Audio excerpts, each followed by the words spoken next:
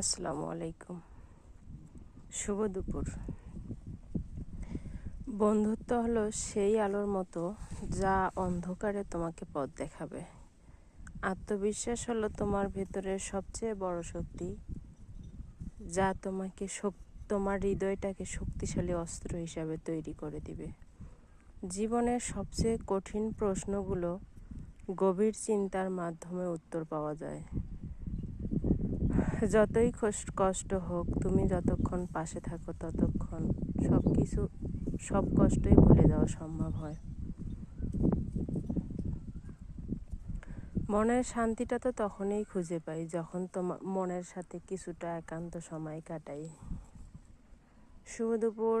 কেমন আছেন সবাই? দুপুরের একরাশ শুভেচ্ছা। প্রচুর গরম, তীব্র গরমে সবাইকে জানাই অনন্ত ভালোবাসা ও শুভেচ্ছা। আসসালামু আলাইকুম।